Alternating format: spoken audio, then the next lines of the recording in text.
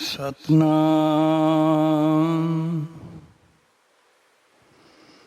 ਵਾਹਿਗੁਰੂ ਸਾਹਿਬ ਜੀ।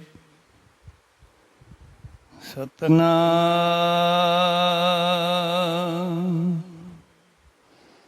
ਵਾਹਿਗੁਰੂ ਸਾਹਿਬ ਜੀ।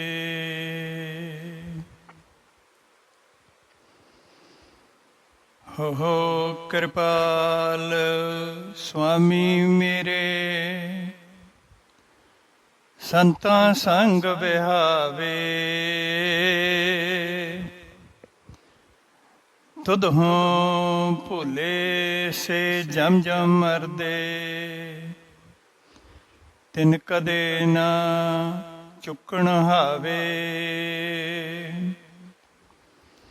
ਡੰਡੌਤ ਬੰਦਨ ਅਨਕ ਬਾਰ, ਸਰਬ ਕਲਾ ਸਮਰੱਥ।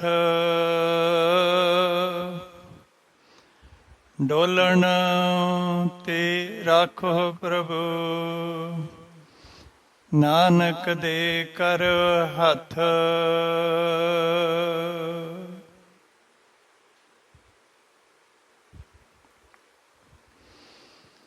ਸ਼੍ਰੀ ਗੁਰੂ ਗ੍ਰੰਥ ਸਾਹਿਬ ਜੀ ਦੀ ਪਾਵਨ ਗੋਦ ਦਾ ਨਿਗਮਾਨ ਰਹੀ ਗੁਰੂ ਰੂਪ ਗੁਰੂ ਪਿਆਰੀ ਸਾਧ ਸੰਗਤ ਜੀ। ਵਾਹਿਗੁਰੂ ਜੀ ਕਾ ਖਾਲਸਾ, ਵਾਹਿਗੁਰੂ ਜੀ ਕੀ ਫਤਿਹ। ਸੰਗਤ ਜੀ, ਆਪ ਸਭ ਭਾਗੇ ਹੋ ਜੋ ਸ਼੍ਰੀ ਗੁਰੂ ਗ੍ਰੰਥ ਸਾਹਿਬ ਜੀ ਦੀ ਪਾਵਨ ਗੋਦ ਵਿੱਚ ਬੈਠ ਕੇ ਗੁਰਬਾਣੀ ਦੇ ਕੀਰਤਨ ਦਾ ਆਨੰਦ ਮਾਣ ਰਹੇ ਹੋ। ਉਸ ਤੋਂ ਵੱਡੇ ਭਾਗ ਕੀਰਤਨੀਏ ਸਿੰਘਾਂ ਦੇ ਹਨ, ਜਿਨ੍ਹਾਂ ਦੀ ਝੋਲੀ ਵਿੱਚ ਵਾਹਿਗੁਰੂ ਜੀ ਨੇ ਕੀਰਤਨ ਦੀ ਮਿੱਠੀ ਦਾਤ ਪਾਈ ਹੈ। ਸੰਗਤ ਜੀ, ਅੱਜ ਅਸੀਂ ਸਾਰੇ ਸਰਦਾਰ ਕੁਲਦੀਪ ਸਿੰਘ ਤੱਗੜ ਜੀ ਦੀ ਅੰਤਮ ਅਰਦਾਸ ਵਿੱਚ ਸ਼ਾਮਿਲ ਹੋਏ ਆ। ਸੰਗਤ ਜੀ, ਦਾਸ ਨੇ ਅੰਤਮ ਅਰਦਾਸ ਇਸ ਕਰਕੇ ਆਖਿਆ ਕਿ ਭਾਵੇਂ ਹੀ ਸਰਦਾਰ ਕੁਲਦੀਪ ਸਿੰਘ ਜੀ ਪੌਣਾ ਸਾਲ ਪਹਿਲਾਂ ਕੈਨੇਡਾ ਵਿੱਚ ਸਰੀਰ ਛੱਡ ਗਏ ਸਨ ਅਤੇ ਉਹਨਾਂ ਦੇ ਪਰਿਵਾਰ ਨੇ ਉਹਨਾਂ ਦਾ ਅੰਤਮ ਸੰਸਕਾਰ ਕਰਕੇ ਉੱਥੇ ਹੀ ਸ੍ਰੀ ਅਖੰਡ ਪਾਠ ਸਾਹਿਬ ਕਰਾ ਦਿੱਤਾ ਸੀ। ਪਰ ਸਰਦਾਰ ਜੀ ਦੇ ਬੱਚਿਆਂ ਨੇ ਉਹਨਾਂ ਦੀਆਂ ਅਸਥੀਆਂ ਨੂੰ ਇਸ ਕਰਕੇ ਸੰਭਾਲ ਕੇ ਰੱਖਿਆ ਕਿ ਅਸੀਂ ਆਪਣੇ ਪਿਤਾ ਜੀ ਦੀਆਂ ਅਸਥੀਆਂ ਇੰਡੀਆ ਲੈ ਕੇ ਜਾਵਾਂਗੇ ਅਤੇ ਉੱਥੇ ਪਾਠ ਕਰਵਾ ਕੇ ਭੋਗ ਪਵਾਵਾਂਗੇ ਅਤੇ ਫਿਰ ਅਸਥੀਆਂ ਇੰਡੀਆ ਵਿੱਚ ਹੀ ਜਲ ਪ੍ਰਵਾਹ ਕਰਾਂਗੇ। ਇਹ ਅਸਥੀਆਂ ਸ਼ਬਦ ਸੰਸਕ੍ਰਿਤੀ ਦਾ ਹੈ। ਪੰਜਾਬੀ ਵਿੱਚ ਅਸੀਂ ਕਹਿੰਦੇ ਫੁੱਲ ਪਾਉਣੇ। ਵਿਦੇਸ਼ਾਂ ਵਾਲੇ ਸਾਰੇ ਪੰਜਾਬੀ ਇਸ ਤਰ੍ਹਾਂ ਹੀ ਕਰਦੇ ਹਨ। ਉਹ ਆਪਣਿਆਂ ਦੀਆਂ ਅਸਥੀਆਂ ਸਾਲ 2 ਸਾਲ, ਸਾਲ 2 ਸਾਲ ਸੰਭਾਲ ਕੇ ਰੱਖਦੇ ਹਨ ਅਤੇ ਮੌਕਾ ਮਿਲਣ ਉੱਤੇ ਇੰਡੀਆ ਆ ਕੇ ਪਾਠ ਪੂਜਾ ਕਰਾਉਂਦੇ ਹਨ ਅਤੇ ਆਪਣਿਆਂ ਦਾ ਉਧਾਰ ਕਰਾਉਂਦੇ ਹਨ, ਕਿਉਂਕਿ ਵਿਛੜ ਚੁੱਕੀਆਂ ਆਤਮਾਵਾਂ ਨੂੰ ਇੰਡੀਆ ਆ ਕੇ ਹੀ ਆਤਮ ਸ਼ਾਂਤੀ ਅਤੇ ਮੁਕਤੀ ਮਿਲਦੀ ਹੈ। ਉਸ ਦਾ ਕਾਰਨ ਇਹ ਹੈ ਕਿ ਜਦੋਂ ਮਰ ਚੁੱਕੇ ਦੀਆਂ ਅਸਥੀਆਂ ਆਪਣੇ ਘਰ ਦੇ ਵਿਹੜੇ ਵਿੱਚ ਆਉਂਦੀਆਂ ਹਨ ਤਾਂ ਉਹਨਾਂ ਨੂੰ ਬਹੁਤ ਪ੍ਰਸੰਨਤਾ ਮਿਲਦੀ ਹੈ। ਉਹਨਾਂ ਦੀਆਂ ਅਸਥੀਆਂ ਨੂੰ ਦੇਖਣ ਵਾਸਤੇ ਲੋਕ ਆਉਂਦੇ ਹਨ ਜਾਂ ਫਿਰ ਅਸਥੀਆਂ ਵਿੱਚ ਬੈਠੇ ਮ੍ਰਿਤਕ ਮਨੁੱਖ ਨੂੰ ਉਸਦੇ ਆਪਣੇ ਭੈਣ ਭਰਾ, ਚਾਚੇ ਤਾਏ ਅਤੇ ਬਚਪਨ ਦੇ ਬੇਲੀ ਮਿੱਤਰ ਆ ਕੇ ਮਿਲਦੇ ਹਨ ਤਾਂ ਮ੍ਰਿਤਕ ਹੋ ਚੁੱਕੀ ਰੂਹ ਨੂੰ ਬਹੁਤ ਆਨੰਦ ਮਿਲਦਾ ਹੈ। ਮ੍ਰਿਤਕ ਹੋ ਚੁੱਕੀ ਰੂਹ ਨੂੰ ਬਹੁਤ ਆਨੰਦ ਮਿਲਦਾ ਹੈ ਜਦੋਂ ਉਸ ਨੂੰ ਉਸ ਦੀਆਂ ਅਸਥੀਆਂ ਦੇ ਰੂਪ ਵਿੱਚ ਪਿੰਡ ਦੇ ਲੋਕ, ਬੇਲੀ ਮਿੱਤਰ, ਚਾਚੇ ਤਾਏ, ਸ਼ਰੀਕੇ ਵਾਲੇ ਆ ਕੇ ਮਿਲਦੇ ਆ। ਫਿਰ ਉਸਦੇ ਨਿਮਿਤ ਰੱਖੇ ਗਏ ਪਾਠ ਦੇ ਭੋਗ ਉੱਤੇ ਰਿਸ਼ਤੇਦਾਰ ਅਤੇ ਬੇਲੀ ਮਿੱਤਰ ਆਉਂਦੇ ਹਨ ਅਤੇ ਉਸ ਦੀ ਮੁਕਤੀ ਦੀਆਂ ਵਾਹਿਗੁਰੂ ਜੀ ਅੱਗੇ ਅਰਦਾਸਾਂ ਬੇਨਤੀਆਂ ਕਰਦੇ ਹਨ, ਜਿਸ ਕਰਕੇ ਕੀਰਤਨ ਦਾ ਭਾਗ, ਕਥਾ ਦਾ ਭਾਗ ਅਤੇ ਅਰਦਾਸਾਂ ਬੇਨਤੀਆਂ ਦਾ ਭਾਗ ਉਸ ਵਿਛੜੀ ਰੂਹ ਨੂੰ ਮਿਲਦਾ ਹੈ। ਤਾਂ ਫਿਰ ਜਾ ਕੇ ਉਸ ਨੂੰ ਸ਼ਾਂਤੀ ਅਤੇ ਮੁਕਤੀ ਮਿਲਦੀ ਹੈ, ਵਰਨਾ ਨਹੀਂ ਤਾਂ ਉਸ ਦੀ ਆਤਮਾ ਪਿਆਸੀ ਅਤੇ ਦੁਖੀ ਹੀ ਰਹਿੰਦੀ ਹੈ। ਕਿਉਂਕਿ ਉਸਨੇ ਜਿਸ ਵਿਹੜੇ ਵਿੱਚ ਆਪਣਾ ਜੀਵਨ ਬਤੀਤ ਕੀਤਾ ਹੁੰਦਾ, ਜਿਸ ਪਿੰਡ ਦੀਆਂ ਗਲੀਆਂ ਵਿੱਚ ਉਹ ਖੇਡਿਆ ਕੁੱਦਿਆ ਹੁੰਦਾ, ਬਚਪਨ ਦੇ ਜਿਹੜੇ ਬੇਲੀਆਂ ਨਾਲ ਪਿੰਡ ਦੇ ਛੱਪੜ ਵਿੱਚ ਚੁੰਬੀਆਂ ਮਾਰੀਆਂ ਹੁੰਦੀਆਂ, ਬਚਪਨ ਵਿੱਚ ਜਿਹੜੇ ਪੁਰਾਣੇ ਬੋੜਾਂ ਪਿੱਪਲਾਂ ਵਿੱਚ, ਬਚਪਨ ਵਿੱਚ ਜਿਹੜੇ ਪੁਰਾਣੇ ਪਿੱਪਲਾਂ ਬੋੜਾਂ ਉੱਤੇ ਚੜ੍ਹ ਕੇ ਕੜਕਾਲੀ ਡੰਡਾ ਖੇਡਿਆ ਹੁੰਦਾ, ਇਹਨਾਂ ਸਾਰੀਆਂ ਚੀਜ਼ਾਂ ਵਿੱਚ ਉਸ ਦੀ ਸੁਰਤ ਫਸੀ ਰਹਿੰਦੀ ਹੈ ਅਤੇ ਆਪਣੇ ਹੀ ਪਿੰਡ ਦੀਆਂ ਗਲੀਆਂ ਅਤੇ ਬੋੜਾਂ ਛੱਪੜਾਂ ਉੱਤੇ ਭਟਕਦੀ ਰਹਿੰਦੀ ਹੈ। ਜਿਵੇਂ ਕਿ ਤੁਸੀਂ ਭਾਵੇਂ ਕਿਸੇ ਵੀ ਦੇਸ਼ ਦੇ ਵਿੱਚ ਰਹਿੰਦੇ ਹੋ, ਕੈਨੇਡਾ ਰਹਿੰਦੇ ਹੋ, ਅਮਰੀਕਾ ਰਹਿੰਦੇ ਹੋ, UK ਰਹਿੰਦੇ ਹੋ, ਨਿਊਜ਼ੀਲੈਂਡ ਰਹਿੰਦੇ ਹੋ, ਆਸਟ੍ਰੇਲੀਆ ਰਹਿੰਦੇ ਹੋ, ਪੈਰਿਸ ਰਹਿੰਦੇ ਹੋ, ਜਰਮਨੀ ਰਹਿੰਦੇ ਹੋ, ਇਟਲੀ ਰਹਿੰਦੇ ਹੋ, ਕਿਤੇ ਵੀ ਰਹਿੰਦੇ ਹੋ ਤੁਸੀਂ, ਪਰ ਜਦੋਂ ਤੁਸੀਂ ਸੌਂ ਜਾਂਦੇ ਹੋ ਤਾਂ ਤੁਸੀਂ ਆਪਣਾ ਸੁਪਨਾ, ਤਾਂ ਫਿਰ ਤੁਸੀਂ ਸੁਪਨਾ ਬਣ ਕੇ ਆਪਣੇ ਪਿੰਡ ਦੀਆਂ ਗਲੀਆਂ ਵਿੱਚ ਖੇਡਦੇ ਹੋ, ਸੁਪਨਿਆਂ ਦੇ ਵਿੱਚ ਘਰ ਦੇ ਵਿਹੜੇ ਵਿੱਚ ਖੇਡਦੇ ਹੋ, ਸੁਪਨਿਆਂ ਵਿੱਚ ਖੇਤਾਂ ਦੀਆਂ ਸੈਰਾਂ ਕਰਦੇ ਹੋ। ਇਸ ਦਾ ਮਤਲਬ ਹੈ ਕਿ ਤੁਸੀਂ ਮਰਨ ਤੋਂ ਬਾਅਦ ਵੀ ਆਪਣੇ ਪਿੰਡ ਆਉਣਾ ਚਾਹੁੰਦੇ ਹੋ। ਸੋ ਸੰਗਤ ਜੀ, ਇਸ ਕਰਕੇ ਮੈਂ ਅੱਜ ਦੇ ਦਿਨ ਨੂੰ ਅੰਤਮ ਅਰਦਾਸ ਆਖਿਆ। ਅੱਜ ਦੀ ਅਰਦਾਸ ਤੋਂ ਬਾਅਦ ਉਸ ਦੀ ਆਤਮਾ ਭਟਕੇਗੀ ਨਹੀਂ ਅਤੇ ਉਹ ਤ੍ਰਿਪਤ ਹੋ ਕੇ ਮੁਕਤ ਹੋ ਜਾਵੇਗੀ, ਕਿਉਂਕਿ ਸਰਦਾਰ ਕੁਲਦੀਪ ਸਿੰਘ ਤੱਗੜ ਦੀਆਂ ਅਸਥੀਆਂ ਨੇ ਇੱਥੇ ਆ ਕੇ ਆਪਣੇ ਸਾਰੇ ਚਾਅ ਪੂਰੇ ਕਰ ਲਏ ਹਨ। ਉਸ ਨੂੰ ਮੌਕਾ ਮਿਲਿਆ ਇੱਥੇ ਆ ਕੇ ਆਪਣੇ ਚਾਅ ਪੂਰੇ ਕਰਨ ਦਾ। ਘਰ ਦੇ ਵਿੱਚ ਸਹਿਜ ਪਾਠ ਰੱਖਿਆ ਗਿਆ, ਭੋਗ ਪਏ ਹੈ। ਉਹਨੇ ਸਮੇਂ ਵਿੱਚ ਉਸ ਦੀਆਂ ਅਸਥੀਆਂ ਨੇ ਸਾਰਿਆਂ ਨੂੰ ਮਿਲ ਲਿਆ। ਬਾਕੀ ਸੰਗਤ ਜੀ, ਇਸ ਸੰਸਾਰ ਉੱਤੇ ਜੀਵਾਂ ਦਾ ਆਉਣਾ ਜਾਣਾ ਤਾਂ ਬਣਿਆ ਹੀ ਰਹਿੰਦਾ ਹੈ। ਸਭ ਜੀ ਕਹਿੰਦੇ ਹਨ, ਜੋ ਆਇਆ ਸੋ ਚੱਲ ਸੇ, ਸਭ ਕੋ ਆਈ ਵਾਰੀਆ। ਜੋ ਵੀ ਇਸ ਸੰਸਾਰ ਉੱਤੇ ਆਇਆ ਉਸਨੇ ਇੱਕ ਦਿਨ ਤਾਂ ਜਾਣਾ ਹੀ ਹੈ। ਸਿਆਣੇ ਵੀ ਕਹਿੰਦੇ ਹਨ ਕਿ ਕੋਈ ਵੀ ਮਕਾਨ 100 ਸਾਲ ਬਾਅਦ ਆਪਣੇ ਮਾਲਕ ਨੂੰ ਬਦਲ ਦਿੰਦਾ ਹੈ। ਇਹ ਧਰਤੀ 100 ਸਾਲ ਤੱਕ ਹੀ ਇੱਕ ਮਨੁੱਖ ਦਾ ਭਾਰ ਝੱਲਦੀ ਹੈ। ਸਾਹਿਬ ਜੀ ਬਾਣੀ ਵਿੱਚ ਬਚਨ ਕਰਦੇ ਹਨ ਕਿ ਅਨਕ ਜਤਨ ਕਰ ਕਾਲ ਸੰਤਾਏ, ਮਰਨ ਲਿਖਾਏ ਮੰਡਲ ਮਹਿ ਆਏ। ਭਾਵ ਕਿ ਜੋ ਬੰਦਾ ਇਸ ਦੁਨੀਆ ਉੱਤੇ ਆਉਂਦਾ ਹੈ ਉਹ ਆਪਣਾ ਮਰਨਾ ਪਹਿਲਾਂ ਹੀ ਲਿਖਵਾ ਕੇ ਆਉਂਦਾ ਹੈ। ਭਾਵੇਂ ਕਿ ਸਾਡੇ ਜਨਮ ਲੈਣ ਦਾ ਤਰੀਕਾ ਇੱਕੋ ਹੀ ਹੈ, ਪਰ ਸਾਡੇ ਮਰਨ ਦਾ ਤਰੀਕਾ ਵੱਖਰਾ ਵੱਖਰਾ ਹੈ। ਕੋਈ ਬਿਮਾਰ ਹੋ ਕੇ ਮਰਦਾ, ਕੋਈ ਐਕਸੀਡੈਂਟ ਹੋ ਕੇ ਮਰ ਜਾਂਦਾ ਹੈ,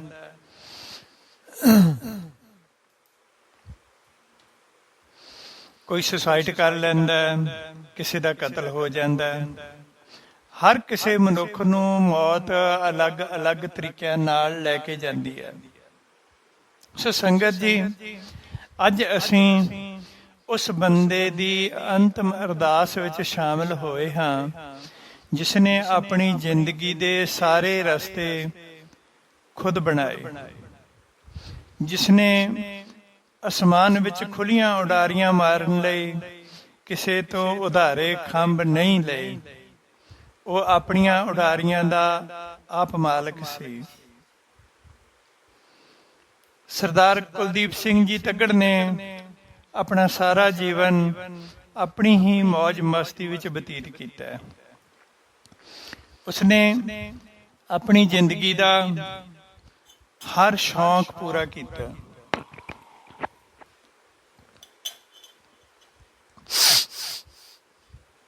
ਉਹ ਆਪਣੀ ਮਰਜ਼ੀ ਦੇ ਮਾਲਕ ਸਨ ਅਤੇ ਕਿਸੇ ਵੀ ਭਲੇ ਕੰਮ ਨੂੰ ਕਰਨ ਵਿੱਚ ਦੇਰੀ ਨਹੀਂ ਲਾਉਂਦੇ ਸੀ।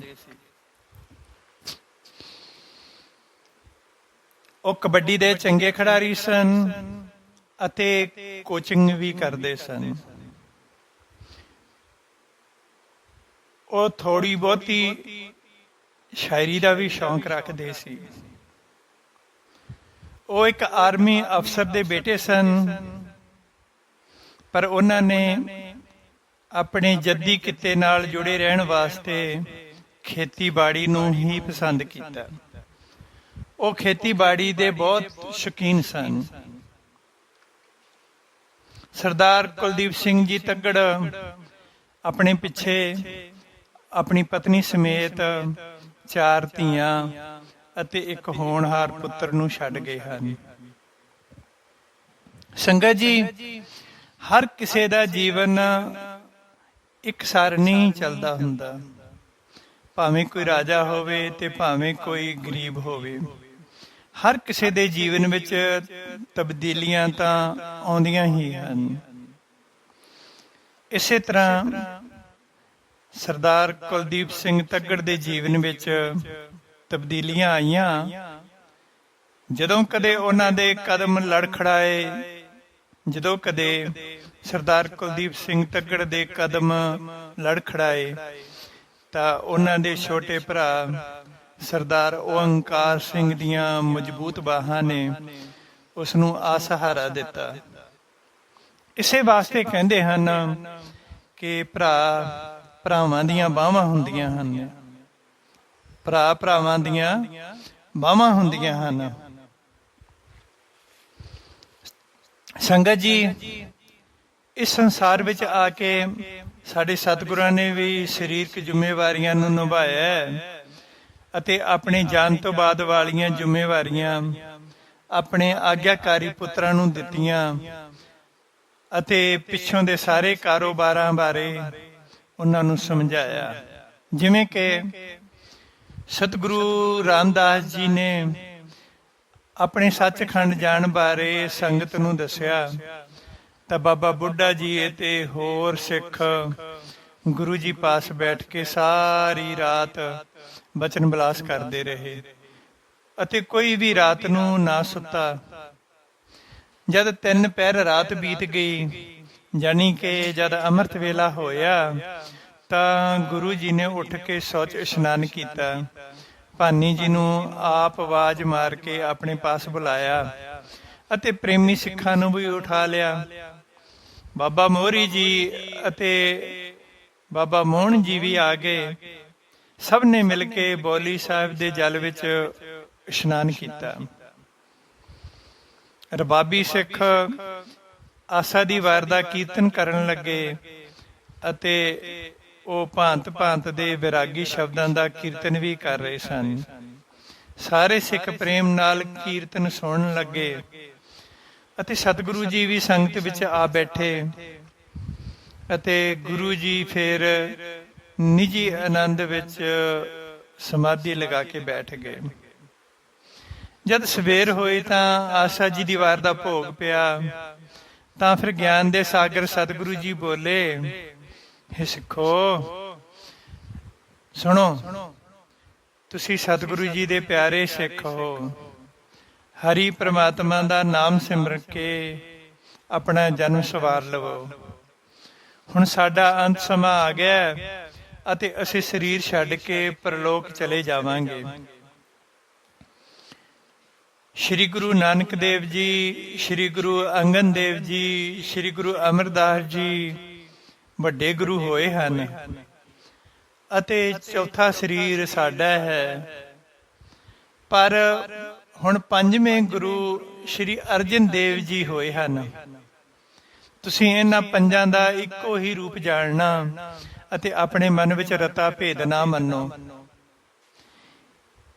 ਇਹ ਲੋਕ ਪਰਲੋਕ ਵਿੱਚ ਸਿੱਖ ਸੇਵਕਾਂ ਦੀ ਸਹਾਇਤਾ ਕਰਨਗੇ। ਇਹ ਸਾਰਾ ਭਾਰ ਚੁੱਕਣ ਵਿੱਚ ਸਮਰੱਥ ਹਨ। ਇਹ ਗੁਰਗੱਦੀ ਦੀ ਸ਼ੋਭਾ ਵਧਾਉਣਗੇ ਅਤੇ ਇਹ ਸਮੁੰਦਰ ਵਾਂਗ ਗੰਭੀਰ ਵੀ ਹਨ। ਇਹਨਾਂ ਨਾਲ ਜਿਹੜਾ ਖੋਟ ਕਰੇਗਾ ਜਾਂ ਇਹਨਾਂ ਦੀ ਬਰਾਬਰੀ ਕਰੇਗਾ ਉਹ ਦੀਨ ਦੁਨੀਆ ਵਿੱਚ ਦੁੱਖ ਪਾਵੇਗਾ। ਫਿਰ ਗੁਰੂ ਜੀ ਨੇ ਬਾਬਾ ਮੋਹਰੀ ਜੀ ਹੋਰਾਂ ਨਾਲ ਗੱਲਬਾਤ ਕੀਤੀ ਅਤੇ ਆਖਿਆ, ਤੁਸੀਂ ਧੀਰਜਵਾਨ ਅਤੇ ਬੁੱਧੀਮਾਨ ਹੋ। ਤੁਸੀਂ ਸਦਾ ਹੀ ਪਿਤਾ ਜੀ ਦੀ ਆਗਿਆ ਵਿੱਚ ਰਹੇ ਹੋ। ਖਿਮਾ ਕਰਨ ਦੇ ਤੁਹਾਡੇ ਵਿੱਚ ਵੱਡੇ ਗੁਣ ਹਨ। ਸ਼੍ਰੀ ਅਰਜਨ ਦੇਵ ਦਾ ਮਨ ਪਰਮ ਪਵਿੱਤਰ ਹੈ। ਉਹ ਸਦਾ ਤੁਹਾਡੀ ਆਗਿਆ ਅਨੁਸਾਰ ਰਹੇਗਾ। ਉਹ ਸ਼ੁਭ ਗੁਣਾ ਸਮੇਤ ਗੰਭੀਰ ਵੀ ਹੈ। ਤੁਸੀਂ ਇਸ ਨੂੰ ਮੇਰਾ ਹੀ ਸਰੀਰ ਜਾਣੋ ਅਤੇ ਇਸ ਦੀ ਬਾਂਹ ਫੜ ਕੇ ਸਦਾ ਹੀ ਇਸ ਦਾ ਸਾਥ ਦੇਵੋ। ਇਹ ਸੁਣ ਕੇ ਬਾਬਾ ਮੋਹਰੀ ਜੀ ਨੇ ਸ਼੍ਰੀ ਅਰਜਨ ਦੇਵ ਜੀ ਦੀ ਬਾਂਹ ਫੜ ਲਈ ਤੇ ਕਿਹਾ, ਜਦ ਦੀ ਗੁਰੂ ਪਿਤਾ ਜੀ ਦੀ ਆਗਿਆ ਹੋਈ ਹੈ ਉਸ ਸਮੇਂ ਤੋਂ ਮੈਂ ਤੁਹਾਡੇ ਵਿੱਚ ਸ਼ਰਧਾ ਧਾਰਨ ਕਰ ਲਈ ਹੈ। ਪਹਿਲਾਂ ਤੁਸੀਂ ਗੁਰੂ ਪਿਤਾ ਜੀ ਦਾ ਰੂਪ ਹੋ ਗਏ ਸੀਗੇ ਅਤੇ ਹੁਣ ਤੁਸੀਂ ਜਿਸ ਨੂੰ ਵੀ ਗੱਦੀ ਉੱਤੇ ਗੁਰਿਆਈ ਥਾਪਦੇ ਹੋ ਤਾਂ ਮੈਂ ਤੁਹਾਡੇ ਵਾਂਗ ਹੀ ਉਸ ਦੀ ਪੂਜਾ ਕਰਾਂਗਾ। ਇਹ ਮੇਰੀ ਦ੍ਰਿੜ ਸ਼ਰਧਾ ਹੈ। ਸਤਿਗੁਰੂ ਜੀ ਨੇ ਕਿਹਾ, ਹੇ ਮੋਹਰੀ ਜੀ, ਤੁਸੀਂ ਧੰਨ ਹੋ। ਫਿਰ ਸ਼੍ਰੀ ਅਰਜਨ ਦੇਵ ਜੀ ਵੱਲ ਵੇਖਿਆ ਤੇ ਸਤਿਗੁਰੂ ਰਾਮਦਾਸ ਜੀ ਨੇ ਕਿਹਾ, ਅੰਮ੍ਰਿਤ ਸਰੋਵਰ ਮੇਰਾ ਸਰੀਰ ਹੈ। ਧੀਰਜਵਾਨ ਹੋ ਕੇ ਉਸ ਦੀ ਸੇਵਾ ਕਰੋ। ਉਹ ਜਗਤ ਵਿੱਚ ਬਹੁਤ ਮਸ਼ਹੂਰ ਹੋਵੇਗਾ ਅਤੇ ਸੰਗਤਾਂ ਨੂੰ ਮੁਕਤੀ ਭੁਗਤੀ ਦੇਵੇਗਾ। ਸ਼੍ਰੀ ਗੁਰੂ ਅਮਰਦਾਸ ਜੀ ਦੀ ਆਗਿਆ ਸੀ ਕਿ ਇਹ ਸਰੋਵਰ ਸਾਡੇ ਸਾਰਿਆਂ ਵਾਸਤੇ ਸਦਾ ਸੁਖਦਾਇਕ ਰਹੇਗਾ। ਤੁਸੀਂ ਇਸ ਸਰੋਵਰ ਦੇ ਚਾਰੇ ਪਾਸੇ ਪੱਕੀਆਂ ਪੌੜੀਆਂ ਬਣਾਵੋ ਅਤੇ ਵਿਚਕਾਰ ਹਰੀ ਦਾ ਮੰਦਰ ਬਣਾਵੋ। ਸਰੋਵਰ ਵਿਚਕਾਰ ਐਸੀ ਸੁੰਦਰ ਸ਼ੋਭਾ ਬਣਾਵੋ ਕਿ ਐਸਾ ਲੱਗੇ ਜਿਵੇਂ ਆਕਾਸ਼ ਵਿੱਚ ਪ੍ਰਭੂ ਦਾ ਸੁੰਦਰ ਬਿਬਾਨ ਦਿਖਾਈ ਦਿੰਦਾ ਹੋਵੇ, ਜਾਂ ਫਿਰ ਇੰਜ ਲੱਗੇ ਕਿ ਫਰਸ਼ ਵਿੱਚ ਰਤਨ ਜੜਿਆ ਹੋਵੇ।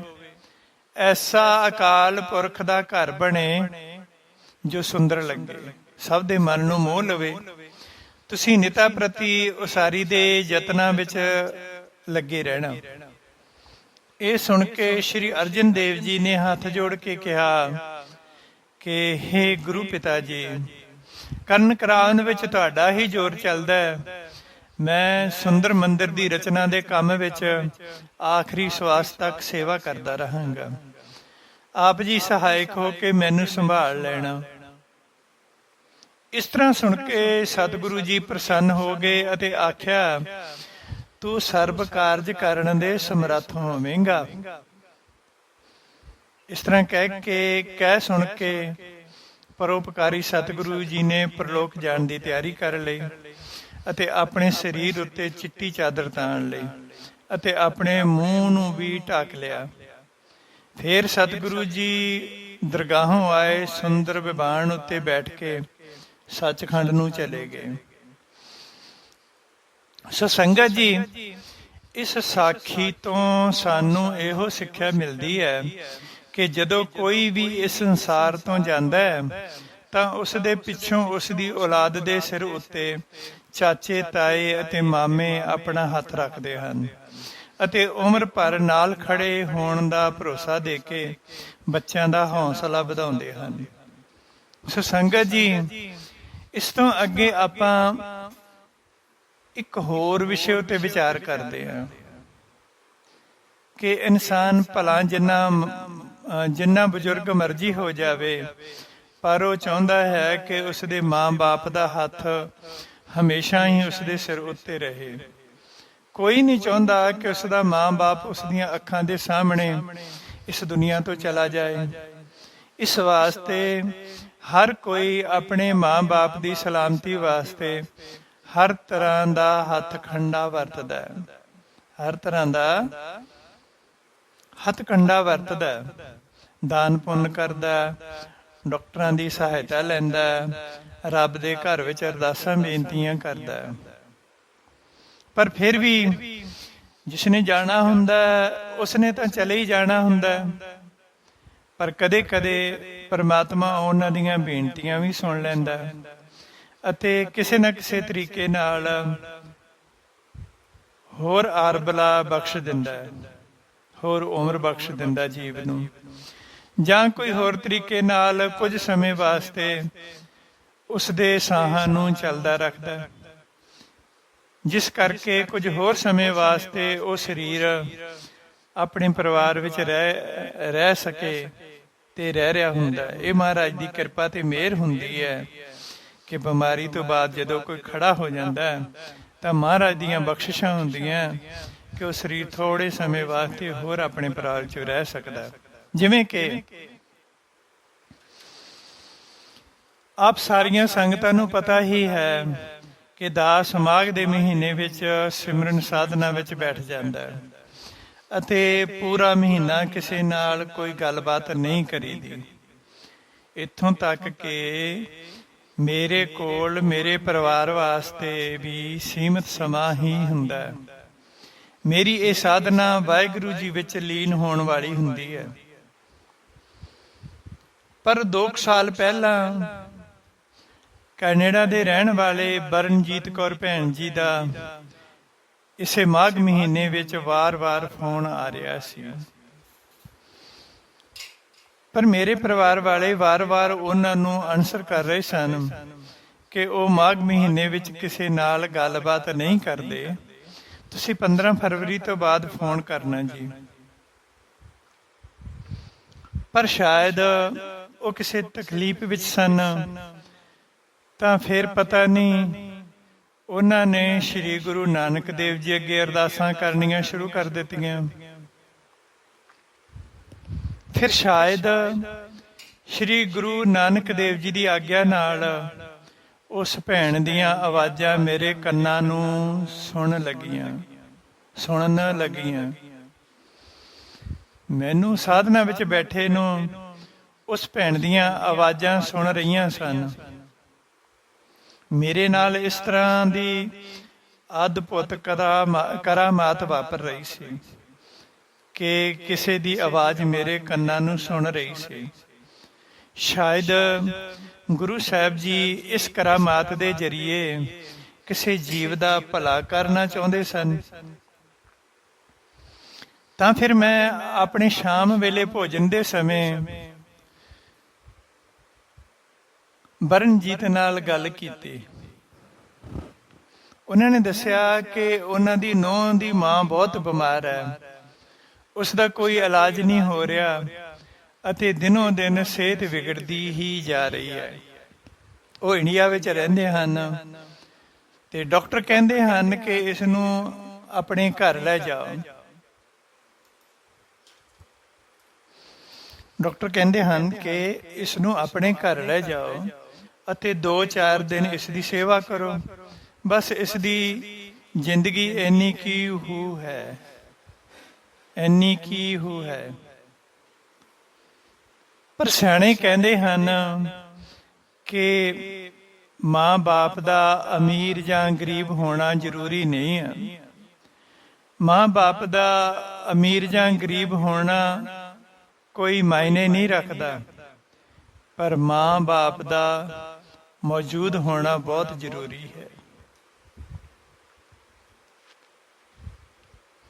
ਪਰ ਸਾਡੀ ਨੂੰਹ ਆਪਣੇ ਆਪ ਨੂੰ ਆਪਣੀ ਮਾਂ ਨੂੰ ਇੱਕ ਵਾਰ ਦੇਖਣਾ ਚਾਹੁੰਦੀ ਹੈ। ਪਹਿਲਾਂ ਵੀ 2 ਸਾਲ ਹੋ ਗਏ ਹਨ ਉਸਨੇ ਆਪਣੀ ਮਾਂ ਨੂੰ ਨਹੀਂ ਦੇਖਿਆ, ਕਿਉਂਕਿ ਹਾਲੇ ਤੱਕ ਉਸਦੇ ਕਾਗਜ਼ਾਂ ਦੀ ਪ੍ਰੋਬਲਮ ਚੱਲ ਰਹੀ ਹੈ ਅਤੇ ਹੁਣ ਵੀ ਉਹ ਇੰਡੀਆ ਨਹੀਂ ਜਾ ਸਕਦੀ। ਵੀਰ ਜੀ, ਤੁਸੀਂ ਸਤਿਗੁਰੂ ਜੀ ਅੱਗੇ ਬੇਨਤੀ ਕਰੋ ਕਿ ਉਸ ਨੂੰ ਕੁਝ ਨਾ ਹੋਵੇ। ਮੈਂ ਕਿਹਾ, ਭੈਣ ਜੀ, ਜੋ ਆਇਆ ਸੋ ਚੱਲ ਸੀ, ਸਭ ਕੋ ਆਈ ਵਾਰੀ ਆ, ਫਿਰ ਮੈਂ ਉਸ ਦਾ ਕੀ ਕਰ ਸਕਦਾ। ਜੇ ਡਾਕਟਰਾਂ ਨੇ ਜਵਾਬ ਦੇ ਦਿੱਤਾ ਹੈ ਤਾਂ ਫਿਰ ਲੱਗਦਾ ਹੈ ਕਿ ਜਾਣ ਦੀ ਵਾਰੀ ਆ ਹੀ ਗਈ ਹੈ। ਪਰ ਭੈਣ ਜੀ ਆਪ ਵੀ ਰੋ ਰਹੇ ਸਨ ਅਤੇ ਕੋਲੇ ਬੈਠੀ ਉਹਨਾਂ ਦੀ ਨੂੰਹ ਵੀ ਉੱਚੀ ਉੱਚੀ ਰੋ ਰਹੀ ਸੀ। ਜੈਸੇ ਤੇ ਸੰਸਾਰ ਕਰੋਨਾ। ਮੈਂ ਕਿਹਾ, ਦੇਖੋ ਭੈਣ ਜੀ, ਮੈਂ ਮਾਘ ਮਹੀਨੇ ਵਿੱਚ ਕਿਸੇ ਨਾਲ ਗੱਲ ਨਹੀਂ ਕਰਦਾ, ਪਰ ਸ਼ਾਇਦ ਗੁਰੂ ਸਾਹਿਬ ਜੀ ਮੇਰੇ ਕੰਨਾਂ ਵਿੱਚ ਤੁਹਾਡੀ ਆਵਾਜ਼ ਸੁਣਾ ਕੇ ਕੁਝ ਕਰਨਾ ਹੀ ਚਾਹੁੰਦੇ ਹਨ, ਤਾਂ ਇਸ ਲਈ ਮੈਂ ਤੁਹਾਡੇ ਨਾਲ ਗੱਲ ਕਰ ਰਿਹਾ। ਤੁਸੀਂ ਇਸ ਤਰ੍ਹਾਂ ਕਰੋ, ਤੁਸੀਂ ਇੰਡੀਆ ਵਾਲੇ ਪਰਿਵਾਰ ਦੇ ਕਿਸੇ ਵੀ ਬੰਦੇ ਨਾਲ ਮੇਰੀ ਗੱਲ ਕਰਵਾ ਦਿਓ। ਉਹ ਪਰਿਵਾਰ ਵੀ ਹੁਸ਼ਿਆਰਪੁਰ ਦੇ ਆਸ-ਪਾਸ ਰਹਿਣ ਵਾਲਾ ਹੀ ਸੀ। ਦੂਜੇ ਦਿਨ ਮੇਰੀ ਇੰਡੀਆ ਵਾਲੇ ਪਰਿਵਾਰ ਨਾਲ ਗੱਲ ਹੋਈ ਤਾਂ ਉਹਨਾਂ ਨੇ ਮੇਰੇ ਨਾਲ ਗੱਲਬਾਤ ਕੀਤੀ ਤੇ ਸਭ ਕੁਝ ਦੱਸ ਦਿੱਤਾ। ਮੈਂ ਉਹਨਾਂ ਨੂੰ ਪੁੱਛਿਆ ਕਿ ਤੁਸੀਂ ਆਪਣੇ ਪਿੰਡ ਦੇ ਕਿਹੜੇ ਪਾਸੇ ਰਹਿੰਦੇ ਹੋ? ਕਹਿੰਦੇ, ਉਹ ਕਿਵੇਂ ਭਾਜੀ? ਮਤਲਬ ਕਿ? ਮੈਂ ਕਿਹਾ, ਮਤਲਬ ਕਿ ਤੁਸੀਂ ਪਿੰਡ ਦੇ ਚੜ੍ਹਦੇ ਵਾਲੇ ਪਾਸੇ 'ਚ ਰਹਿੰਦੇ ਹੋ, ਸ਼ਿਵਦੇ ਵਾਲੇ ਪਾਸੇ ਰਹਿੰਦੇ ਹੋ, ਕਿਹੜੇ ਪਾਸੇ ਰਹਿੰਦੇ ਹੋ? ਉਹ ਕਹਿੰਦੇ, ਜੀ ਅਸੀਂ ਪਿੰਡ ਦੇ ਚੜ੍ਹਦੇ ਵਾਲੇ ਪਾਸੇ ਰਹਿੰਦੇ ਹਾਂ ਅਤੇ ਗੁਰਦੁਆਰਾ ਸਾਹਿਬ ਸਾਡੇ ਘਰ ਦੇ ਨੇੜੇ ਹੀ ਹੈ। ਮੈਂ ਪੁੱਛਿਆ ਕਿ ਤੁਹਾਡੇ ਘਰੇ ਇੱਕ ਗਾਂ ਹੈ, ਮੈਨੂੰ ਉਸ ਦੇ ਬਾਰੇ ਥੋੜਾ ਜਿਹਾ ਦੱਸੋ, ਉਹ ਕਿਸ ਤਰ੍ਹਾਂ ਦੀਆਂ ਹਰਕਤਾਂ ਕਰਦੀ ਹੈ? ਉਹਨਾਂ ਨੇ ਦੱਸਿਆ ਕਿ ਸਾਡੇ ਘਰੇ ਇੱਕ ਅਮਰੀਕਨ ਗਾਂ, ਜਦੋਂ ਸਵੇਰੇ ਸ਼ਾਮ ਗੁਰਦੁਆਰੇ ਸਾਹਿਬ ਗੁਰਬਾਣੀ ਦਾ ਪਾਠ ਹੁੰਦਾ ਹੈ ਤਾਂ ਉਹ ਬਿਲਕੁਲ ਚੁੱਪ ਕਰਕੇ ਖੜੀ ਰਹਿੰਦੀ ਹੈ। ਉਸਨੂੰ ਮੱਖੀ ਮੱਛਰ ਦਾ ਕੋਈ ਵੀ ਫਿਕਰ ਨਹੀਂ ਹੁੰਦਾ, ਪੂਰੇ ਪੱਠੇ ਪਏ ਆ ਉਹਦਾ ਵੀ ਕੋਈ ਫਿਕਰ ਨਹੀਂ, ਕੋਈ ਹੱਥ ਲਾਈ ਜਾਵੇ ਤਾਂ ਵੀ ਕੋਈ ਗੱਲ ਨਹੀਂ, ਉਸਨੇ ਚੁੱਪ ਕਰਕੇ ਖੜੇ ਹੀ ਰਹਿਣਾ ਹੈ। ਸਾਨੂੰ ਲੱਗਦਾ ਹੁੰਦਾ ਹੈ ਕਿ ਜਿਵੇਂ ਉਹ ਪਾਠ ਸੁਣ ਰਹੀ ਹੋਵੇ। ਜਦੋਂ ਗੁਰਦੁਆਰੇ ਵਾਹਿਗੁਰੂ ਜਪਦੇ ਹਨ ਤਾਂ ਉਹ ਉੱਚੀ ਜੀ ਹੇਕ ਵਿੱਚ ਬਾਂ ਬਾਂ ਕਰਦੀ ਹੈ। ਅਸੀਂ ਸਾਰੇ ਉਸ ਦੀ ਇਸ ਹਰਕਤ ਤੇ ਹੈਰਾਨ ਹੁੰਦੇ ਹਾਂ। ਫਿਰ ਮੈਂ ਉਹਨਾਂ ਨੂੰ ਕਿਹਾ, ਕੋਈ ਗੱਲ ਨਹੀਂ, ਵਾਹਿਗੁਰੂ ਜੀ ਭਲਾ ਹੀ ਕਰਨਗੇ, ਇਹ ਕਹਿ ਕੇ ਮੈਂ ਫੋਨ ਕੱਟ ਦਿੱਤਾ ਅਤੇ ਫਿਰ ਮੈਂ ਬਰਨਜੀਤ ਨੂੰ ਫੋਨ ਲਗਾ ਕੇ ਕਹਿ ਦਿੱਤਾ ਕਿ ਭੈਣ ਜੀ, ਸਤਿਗੁਰੂ ਨਾਨਕ ਦੇਵ ਜੀ ਨੇ ਤੁਹਾਡਾ ਮਸਲਾ ਹੱਲ ਕਰ ਦਿੱਤਾ। ਸ਼ਾਇਦ ਇਸੇ ਕਰਕੇ ਹੀ ਗੁਰੂ ਸਾਹਿਬ ਜੀ ਤੁਹਾਡੀ ਆਵਾਜ਼ ਮੇਰੇ ਕੰਨਾਂ ਵਿੱਚ ਸੁਣਾ ਰਹੇ ਸਨ। ਉਹ ਕਹਿੰਦੇ, ਉਹ ਕਿਵੇਂ ਭਾਜੀ? ਮੈਂ ਕਿਹਾ, ਭੈਣ ਜੀ, ਉਹਨਾਂ ਦੇ ਘਰ ਵਿੱਚ ਰਹਿਣ ਵਾਲੀ ਗਾਂ ਦਾ, ਜਿਹਨੂੰ ਗਊ ਕਹਿੰਦੇ ਆਪਾਂ, ਰਹਿਣ ਵਾਲੀ ਗਊ ਦਾ ਹੁਣ ਵਡਭਾਗਾ ਸਮਾਂ ਆ ਗਿਆ। ਗੁਰੂ ਜੀ ਨੇ ਉਸ ਗਊ ਦੇ ਉੱਤੇ ਰਹਿਮ ਕਰਕੇ ਉਸ ਦਾ ਇਹ ਗਾਂ ਵਾਲਾ ਜਨਮ ਛਡਾਉਣ ਲੱਗੇ ਹਨ। ਗੁਰੂ ਜੀ ਉਸ ਗਊ ਦੇ ਉੱਤੇ ਰਹਿਮ ਕਰਕੇ ਇਹ ਗਾਂ ਵਾਲਾ ਜਨਮ ਛਡਾਉਣ ਲੱਗੇ ਆ ਉਹਦਾ, ਅਤੇ ਹੁਣ ਬਿਨਾਂ ਜਨਮ ਲਿਆ ਹੀ ਉਸ ਗਊ ਨੂੰ ਮਨੁੱਖਾ ਸਰੀਰ ਦੇ ਰਹੇ ਹਨ। ਉਹ ਕਹਿੰਦੇ, ਉਹ ਕਿਵੇਂ ਭਾਜੀ?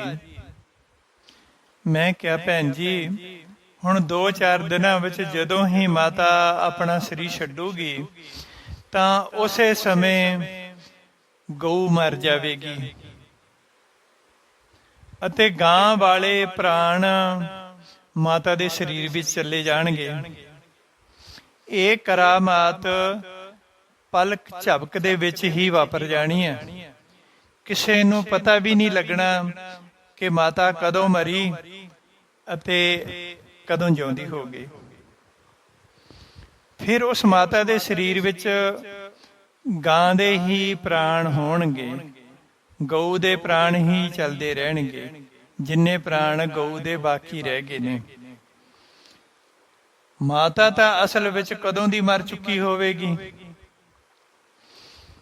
ਉਹ ਕਹਿੰਦੇ ਭਾਜੀ, ਇਸ ਦਾ ਮਤਲਬ ਹੈ ਕਿ ਸਰੀਰ ਮਾਤਾ ਦਾ ਹੋਵੇਗਾ ਅਤੇ ਸਾਹ ਗਊ ਮਾਤਾ ਦੇ ਹੋਣਗੇ। ਮੈਂ ਹੱਸ ਕੇ ਆਖਿਆ, ਫਿਰ ਕੀ ਹੋਇਆ ਭੈਣ ਜੀ, ਮਾਤਾ ਕੀ ਤੇ ਗਊ ਮਾਤਾ ਕੀ ਇੱਕੋ ਹੀ ਗੱਲ ਹੈ। ਤੁਹਾਨੂੰ ਤਾਂ ਤੁਰਦੀ ਫਿਰਦੀ ਮਾਤਾ ਹੀ ਚਾਹੀਦੀ ਹੈ ਨਾ। ਚਲੋ ਫਿਰ 2-4 ਦਿਨਾਂ ਵਿੱਚ ਮਾਤਾ ਚੜ੍ਹਾਈ ਕਰ ਗਈ ਅਤੇ ਉਸ ਦੇ ਨਾਲ ਹੀ ਗਊ ਮਾਤਾ ਵੀ ਚੜ੍ਹਾਈ ਕਰ ਗਈ ਅਤੇ ਗਊ ਦੇ ਪ੍ਰਾਣ ਮਾਤਾ ਦੇ ਸਰੀਰ ਵਿੱਚ ਆਉਣ ਵਸੇ। ਅੱਜ ਕੱਲ ਮਾਤਾ ਚੰਗੀ ਭਲੀ ਤੁਰੀ ਫਿਰਦੀ ਹੈ।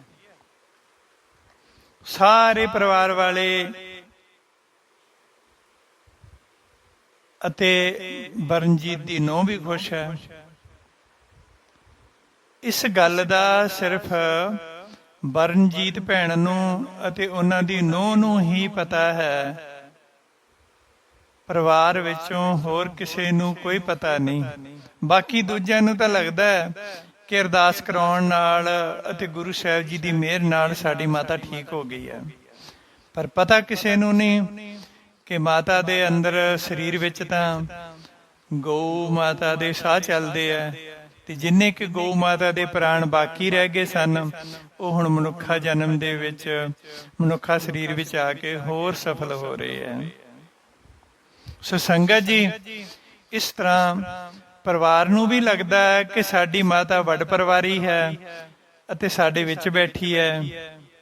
ਉਧਰ ਗਾਂ ਦਾ ਵੀ ਗੁਰਬਾਣੀ ਸੁਣ ਸੁਣ ਕੇ ਉਧਾਰ ਹੋ ਗਿਆ। ਹੁਣ ਉਹ ਗਾਂ ਵੀ ਮਨੁੱਖਾ ਸਰੀਰ ਧਾਰਨ ਕਰਕੇ ਸ਼ੁਭ ਕਰਮ ਕਰਦੀ ਹੈ, ਬਾਣੀ ਪੜ੍ਹਦੀ ਹੈ, ਗੁਰੂ ਘਰ ਜਾਂਦੀ ਹੈ ਅਤੇ ਸੇਵਾ ਕਰਦੀ ਹੈ। ਇਸ ਤਰ੍ਹਾਂ ਸਤਿਗੁਰੂ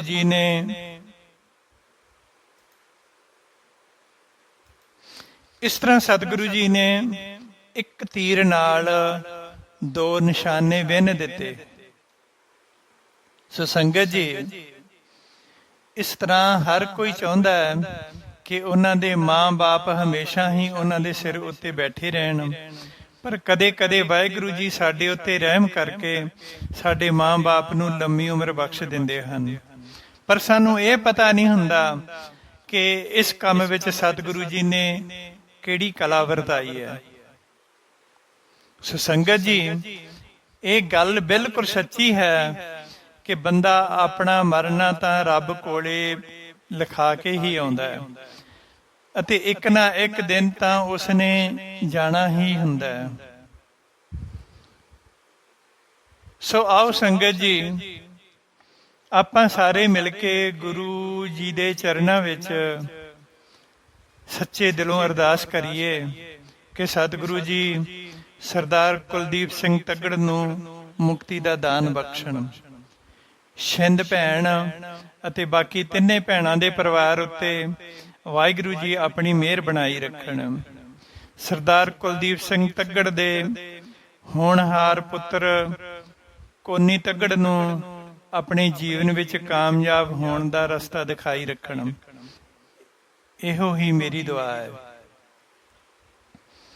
ਇੰਨੀਆਂ ਕੁ ਬੇਨਤੀਆਂ ਨਾਲ ਦਾਸ ਖੇਮਾ ਦਾ ਜਾਚਕ ਹੈ, ਭੁੱਲਾਂ ਚੁੱਕਾਂ ਦੀ ਮਾਫੀ ਬਖਸ਼ਣੀ। ਪਰ ਮੇਰੇ ਬੋਲ ਗੁਰੂ ਨਾਨਕ ਸਾਹਿਬ ਜੀ ਨੂੰ ਭਾ ਜਾਣ। ਮੇਰੇ ਬੋਲ ਗੁਰੂ ਨਾਨਕ ਸਾਹਿਬ ਜੀ ਨੂੰ ਭਾ ਜਾਣ। ਕਿਸੇ ਨੂੰ ਪਸੰਦ ਆਏ ਹੈ ਜਾਂ ਨਹੀਂ ਆਏ, ਮੈਨੂੰ ਇਸ ਤੱਕ ਕੋਈ ਮਤਲਬ ਨਹੀਂ। ਵਾਹਿਗੁਰੂ ਜੀ ਕਾ ਖਾਲਸਾ, ਵਾਹਿਗੁਰੂ ਜੀ ਕੀ ਫਤਿਹ।